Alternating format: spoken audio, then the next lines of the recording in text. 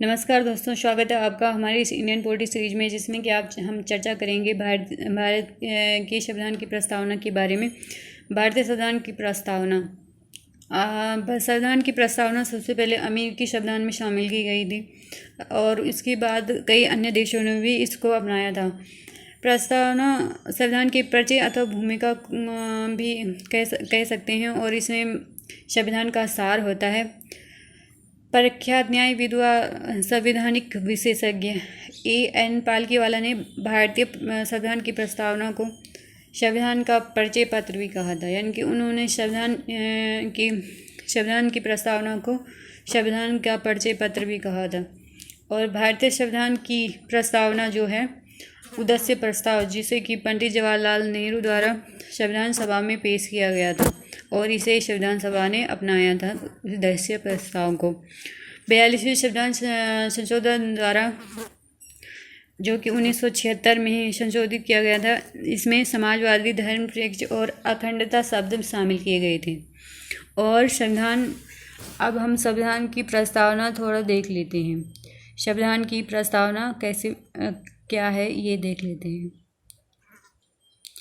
भारतीय संविधान की प्रस्तावना। हम भारत के लोग भारत को एक संपूर्ण प्रभुत्व संपन्न समाजवादी, धर्मनिरपेक्ष, लोकतांत्रिक गणराज्य बनाने के लिए और इसके समस्त नागरिकों को सामाजिक, आर्थिक, राजनीतिक, न्याय, विचार, अभिव्यक्ति, धर्म, विश्वास व उपासना की स्वतंत्रता, यहाँ पे ना नहीं वा आएगा, वा की स्वतंत्रता, प्रतिष्ठा और अवसर की क्षमता प्राप्त कराने के लिए तथा व्यक्ति की गरिमा और राष्ट्र की एकता, अखंडता सुनिश्चित कराने वाला बंधुत्व के लिए दृढ़ संकल्पित होकर अपनी इस संविधान सभा में दिनांक 26 नवंबर 1949 को एतद द्वारा संविधान को अंगीकृत, अधिनियमित और अर्पित करते हैं।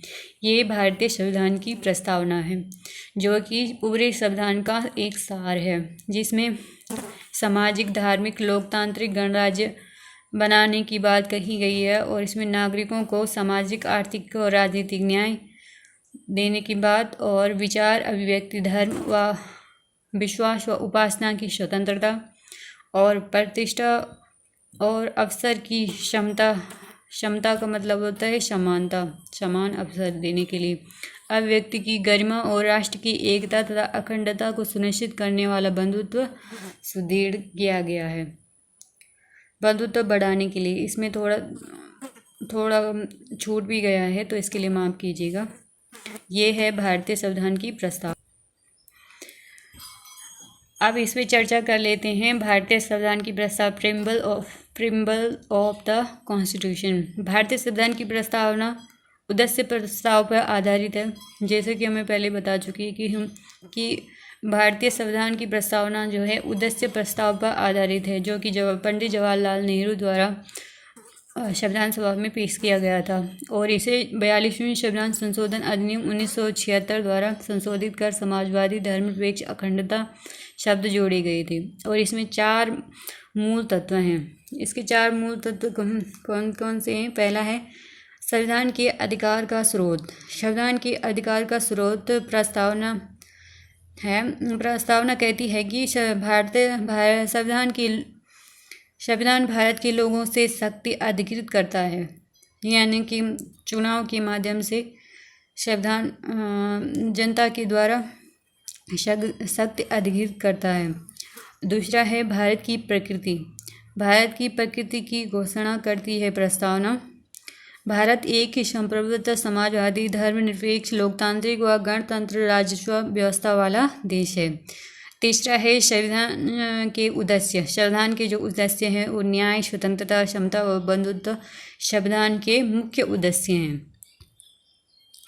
और संविधान लागू होने की तिथि, ये इसके मूलभूत तत्व हैं। जो हमारा संविधान जो है वो 26 नवंबर 1949 को लागू हुआ था। वो पूर्ण रूप से 26 जनवरी 1950 को यह लागू हुआ था। अब प्रस्तावना में जो मुख्य शब्द हैं उन पर चर्चा कर लेते हैं। प्रस्तावना में जो पहला शब्द है संप्रभुत्व। भारत ना तो एक किसी अन्य देश पर निर्भर है और ना ही किसी अन्य का डोमिनियन है। अपने मामलों का निस्तारण के लिए स्वतंत्र है। मतलब कि पहले जैसे भारत अंग्रेजों का गुलाम था, तो अब भारत जो है संप्रभु हो गया। संविधान यह कहता है यह किसी का डोमिनियन नहीं है और ना ही यह किसी पर निर्भर है। इसके मामलों में कोई बाहरी शक्ति हस्तक्षेप नहीं कर सकती।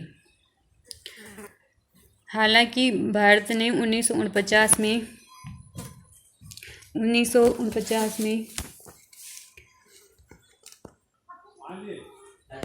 समाजवादी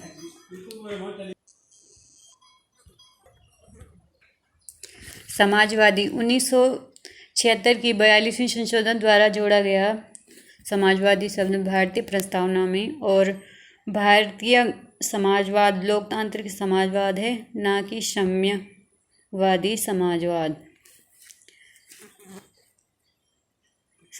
और इसे नीति निर्देशक सिद्धांतों के रूप में भी समाजवादी लक्षण मौजूद हैं भारतीय संविधान में।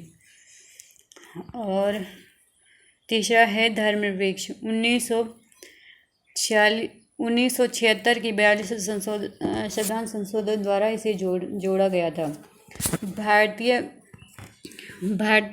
संविधान जो है वो धर्मनिरपेक्ष है, यानी किसी भी धर्म को मानने वाला नहीं है, लेकिन सभी धर्मों का संरक्षण करेगा। समान रूप से सभी धर्मों का संरक्षण करेगा, यानी कि किसी भी पंथ को मानने वाला नहीं है, लेकिन जहाँ पे ज़रूरत पड़ेगी वहाँ पे उनकी रक्षा भी करेगा। ठीक है, तो आगे चलते हैं। अब आगे है लोकतांत्रिक। सर्वोच्च शक्ति जनता के हाथ में हो और संविधान की प्रस्तावना में एक लोकतांत्रिक राजस्व व्यवस्था की परिकल्पना की गई है और संप्रभुत्व सिद्धांत पर आधारित हो। लोकतांत्रिक है, जनता के लिए, जनता द्वारा शासित। पांचवा है गणतंत्र। लोकतांत्रिक राजस्व व्यवस्था को दो वर्गों में बांटा जा सकता है, एक राजशाही और एक गणतंत्र। भारत गणतंत्र लोकतांत्रिक राजस्व व्यवस्था है और ब्रिटेन जो है वो एक राजशाही व्यवस्था है, उसमें रानी चुनी जाती है। और भारत में राष्ट्रपति जो कि अप्रत्यक्ष रूप से चुनाव किया जाता है। छठा जो शब्द है वो है न्याय। प्रस्तावना में न्याय 3 विभिन्न रूपों में शामिल किया गया है, सामाजिक, आर्थिक और राजनीतिक। इनको 1917 की रूसी क्रांति से लिया गया था। सातवां है स्वतंत्रता। अभिव्यक्ति, विश्वास, धर्म और उपासना की स्वतंत्रता। प्रस्तावना में स्वतंत्रता, समता और बंधुत्व के आदर्शों को फ्रांस की क्रांति 1789 और 1799 से लिया गया है। समता, समाज के सभी वर्गों के लिए विशेष अधिकारों की अनुपस्थिति और बिना किसी भेदभाव के हर व्यक्ति को समान अवसर प्रदान करना। और बंधुत्व, भाईचारे की भावना, सब में भाईचारे की भावना रखना, यह हमारे संविधान में है। ये थे हमारे संविधान की प्रस्तावना। और तो आज का लेक्चर यहीं पर समाप्त करते हैं। धन्यवाद दोस्तों लेक्चर पूरा सुनने के लिए। शुक्रिया।